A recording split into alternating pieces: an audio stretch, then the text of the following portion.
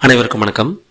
இந்த வீடியோவில் நம்ம பார்க்க போகிறது சுக்கிரன் வலுத்த ஜாதகர்களுக்கு இறை சொல்லும் செய்தி அப்படிங்கிற தலைப்பில் தான் இந்த வீடியோவை பார்க்க போகிறோம். அது என்ன சார் சுக்கிரன் வலுத்த ஜாதகம் அப்படின்னா, சுக்கிரன் ஏதோ ஒரு வகையில் பலமாகி ஆட்சி உச்சம், திக்பலம், அதிக பாகை, குறைந்த பாகை, இந்த மாதிரி ஏதோ ஒரு கண்டிஷன் இருந்து ஒன்று தசாபுத்தியோட சம்மந்தப்படணும் அல்லது லக்னம் லக்னாதிபதி சந்திரனோட சம்மந்தப்படணும். அது பார்வையாக இருந்தாலும் சரி, செயற்கையாக இருந்தாலும் சரி, இப்படி ஏதோ ஒரு வகையில் கனெக்ட் ஆச்சு அப்படின்னா உங்களுக்கு சுக்கிரன் வலுத்திருக்குன்னு வச்சுக்கலாம். அப்படி இல்லைன்னா மரபணு ஜோதிட முறைப்படி லக்னம் லக்னாதிபதி சந்திரன் இந்த மூணுல ஏதோ ஒன்னோ ரெண்டோ, திருவாதிரை சித்திரை திருவோணம் இந்த 3 நட்சத்திரத்தோட சம்பந்தப்பட்டிருக்கணும். அதாவது இந்த 3 நட்சத்திரத்துல ஏதோ ஒரு நட்சத்திரத்துல இருக்கணும். இப்படி இருந்தாலுமே நீங்களும் சுக்கிரன் வலுத்த ஜாதகர் தான். ஓகே, இப்போ அப்படி என்ன சார் இறை இந்த சுக்கிரன் வலுத்தவர்களுக்கு சொல்ல வருது அப்படின்னா, இது நம்ம உணர்ந்தது, நம்ம நிறைய ஜாதகங்கள்ல பார்த்து உணர்ந்து அதை சொல்லி அவங்க அதை சரியா பயன்படுத்தி நல்ல ரிசல்ட் வந்ததுனால இதை நம்ம ஷேர் பண்றோம். ஓகே, இப்போ பிரபஞ்சத்தோட நோக்கமே, இயற்கையோட நோக்கமே என்ன அப்படின்னா, இந்த உயிர்களை எதனால படைச்சது, என்ன பர்பஸ்க்காக படைச்சது அப்படின்னா, எல்லா உயிர்களுமே, அதாவது மனிதனா இருக்கட்டும், விலங்கா இருக்கட்டும், பறவையா இருக்கட்டும், பூச்சியா இருக்கட்டும், புழுவா இருக்கட்டும், எல்லாமே பிறந்து வளர்ந்து நிறைய செயல்பட்டு அது மூலயமா சந்தோஷங்களை அனுபவிச்சு நிறைவாகி அவங்களோட லைஃபை முடிக்கிறது அப்படிங்கிறது தான் எல்லா உயிரோட ப்ராசஸுமே, நோக்கமுமே. அப்போ சந்தோஷமா இருக்கணும், இன்பமா இருக்கணும் அப்படிங்கிறது தான் எல்லா உயிரோட நோக்கமுமே. அதுக்காக தான் இயற்கை இறை இவ்வளவு உயிர்களை படைச்சிருக்கு. அதுல ஜோதிட ரீதியா பார்த்தோம் அப்படின்னா, அந்த பர்பஸ்க்காகவே படைக்கப்பட்ட 2 கிரகங்கள் எது அப்படின்னா, ஒன்னு ராகு, இன்னொன்னு சுக்கிரன். இந்த 2 கிரகமுமே சந்தோஷமா, என்ஜாயபிளா, திருப்தியா, செம்மையா வாழணும் அப்படிங்கிற நோக்கத்தை அடிப்படையா கொண்டு உருவாக்கப்பட்ட கிரகங்கள். மற்ற கிரகங்களுக்கும் சந்தோஷமா நிம்மதியா வாழணுங்கிறது தான் நோக்கம். ஆனா அவங்களோட அடிப்படை நேச்சர் வெவ்வேறானது. இப்போ குருவோட நேச்சர்னு எடுத்தா சொல்லி கொடுக்கறது, கத்து கொடுக்கறது, ஆசானா இருக்கிறது, அப்படியான இயல்பு தான் அதிகமா வெளிப்படும். சூரியன்னா ஆளுமை, அதிகாரம், நிர்வாகம், ஹீலிங், இந்த மாதிரியான நேச்சர் தான் அதிகமாக வெளிப்படும். சனின்னா உதவுதல், சேவை மனப்பான்மை, அடிமை மனநிலை, உழைப்பு மனநிலை, இந்த மாதிரியான நேச்சர் வெளிப்படும். ஆனா சுக்கிரனுக்கு பேசிக்கா இருக்கிறதே சந்தோஷமா இருக்கணுங்கிற நேச்சர் தான் இயல்பாவே வெளிப்படும். அதுலயும் ஒரு எக்ஸ்ட்ரீம் வெர்ஷன் தான் ராகு. ராகு நடைமுறைக்கு ஏற்ற மாதிரி ஒரு பாசிட்டிவான வழியில எல்லாம் தேடாது. அதுக்கு தேவைப்பட்டா எந்த வழியில வேணாலும் தேடும், யார் மூலயமா வேணாலும் தேடும். ஆனா சுக்கிரன் அப்படி இல்லை, கொஞ்சம் அதுல நியாய தர்மம் பார்க்கும். ஏன்னா முக்கால் சுபர், காவாசி தான் பாவர்.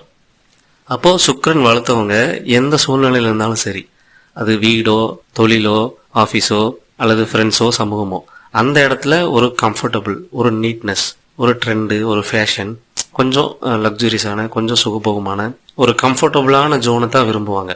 அது போக சுக்கிரனுக்கே உரிய அந்த சோசியல் மீடியா, ஃப்ரெண்ட்ஸு, டிராவலு, காதல், காமம், இந்த மாதிரியான இயல்புகளும் அவங்களுக்குள்ள இருக்கும்.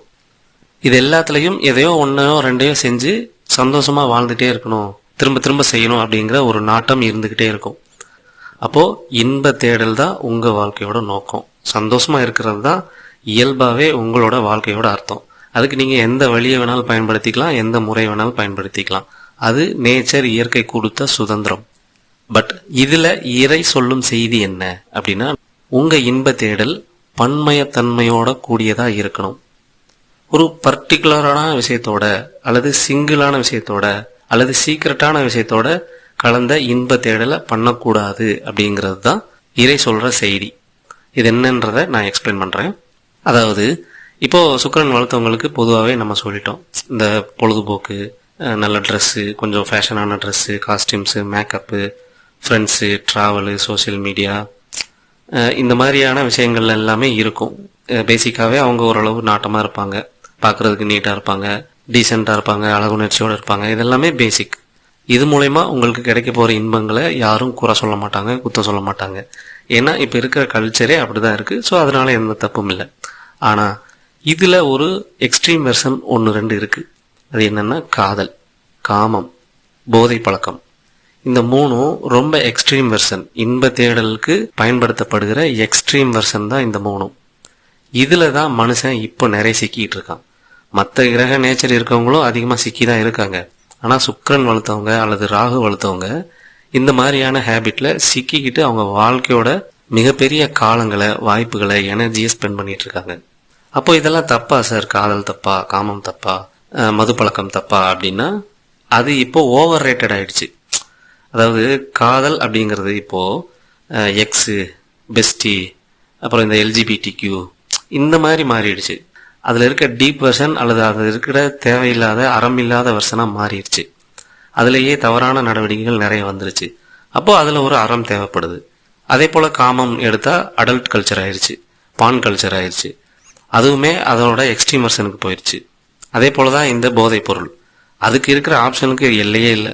அது powder, drugs, alcohol, cigarette, cocaine என்னென்ன விதங்கள்ல இருக்கோ நார்மலாக ஸ்கூல் படிக்கிற பையனுக்கு கூட கிடைக்கிற மாதிரியான வடிவத்தில் வந்துருச்சு. ஸோ எல்லாமே ரொம்ப எக்ஸ்ட்ரீம் வெர்ஷனில் அவைலபிள் ஆயிடுச்சு. உங்களோட அந்த இன்ப தேடல் நேச்சர் இந்த மாதிரியான பாசிபிளில் மாட்டி உங்கள் லைஃபே வேஸ்ட் ஆகிறதுக்கான சான்ஸ் நிறைய இருக்குது அப்படிங்கிறது தான் நம்ம சொல்ல வர்றது.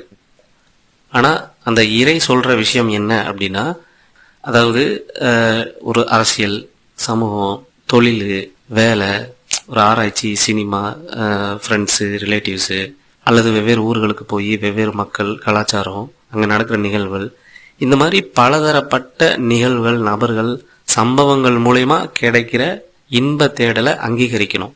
அந்த மாதிரி விஷயங்கள் மூலயமா உங்களோட அந்த சுக்கரனோட இன்ப தேடலை சாட்டிஸ்ஃபை பண்ணணும்.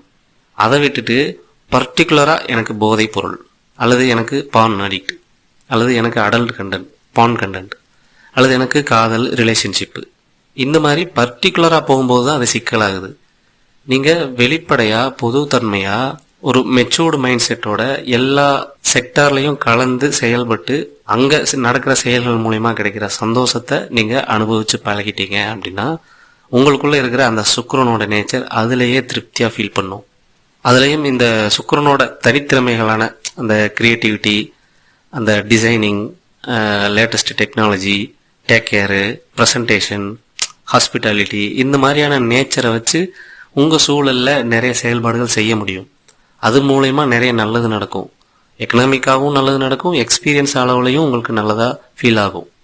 ஸோ ஓவராலான ஒரு பாசிட்டிவான நிகழ்வுகள் உங்கள் லைஃப்பில் நடக்கிறதுக்கு இப்படி பன்மயமான செயல்களில், சம்பவங்களில், நிகழ்வுகளில் நபர்கள் கூட நீங்கள் இறங்கி செயல்படணும். ஆனால் சிலர் என்ன பண்ணுவாங்க அப்படின்னா, ஏதாவது ஒன்றில் நிறைய இன்பம் கிடைக்குதுன்னு சொல்லி அதில் ஆழமாக இறங்க ஆரம்பிச்சிருவாங்க. ஒற்றை தன்மையில் போய் சிக்கிடுவாங்க. நம்ம நிறைய இடத்துல சொல்லியிருக்கோம், நேச்சருக்கு பிடிக்காத ஒரு விஷயமே ஒற்றை தன்மை தான். பன்மையத்தன்மை தான் நேச்சருக்கு பிடிக்கும், இயற்கைக்கு, இறைக்கு பிடிக்கும். ஸோ நீங்களும் அதே மாதிரி அந்த ஒற்றை தன்மையில் ஏதோ ஒரு விஷயத்தில் இன்ப நாட்டத்தை தேடாதீங்க. பல்வேறுபட்டு பலதரப்பட்டு நீங்கள் செயல்பட்டு அது மூலயமா இன்பத்தை பெறுங்க. ஸோ அப்படி உங்களோட இன்ப தேடல் கலெக்டிவ் வெர்ஷனாக இருக்கணும். சிங்கிள் வெர்ஷனாகவும் பர்டிகுலர் வெர்ஷனாகவும் அல்லது சீக்ரெட் வெர்ஷனாகவும் இருக்கக்கூடாது அப்படிங்கிறது தான் இறை உணர்த்துகிற செய்தி. இந்த விஷயத்த சரியாக புரிஞ்சு உங்கள் லைஃப்பை கொண்டு போங்க. இது லக்னம், லக்னாதிபதி, சந்திரனோட சம்மந்தப்பட்டவங்களுக்கு எப்பவுமே இருக்கிற ஒரு சூழ்நிலை, மனநிலை. தசாபுத்தி சம்மந்தப்பட்டவங்களுக்கு அந்த நேரத்தில் மட்டும் அதிகமாக வெளிப்படுற ஒரு மனநிலை. மற்றபடி அந்த தசாபுத்தியோடையும் சம்மந்தப்படலை, லக்னம் லக்னாதிபதி கூடயும் சம்மந்தப்படலை அப்படின்னா அவங்களுக்கு அப்பப்போ இந்த கோச்சாரத்தில் அல்லது அந்தந்த விஷயங்கள் செய்ய போகிறப்போ மட்டும் அந்த எண்ணங்கள் இருக்கும். அல்லது வேற எந்த கிரகம் அவங்களுக்கு வலுத்து இருக்கோ அதுக்கேற்ற மாதிரியான மாறுதல்களோட சுயஜாதத்தை பொறுத்து பலன்கள் அமையும். ஸோ அப்படி நீங்கள் சிறப்பாக வாழ்ந்து லைஃபோட அடுத்த கட்டத்துக்கு போகணும் அப்படிங்கிறது என்னோட விருப்பம்.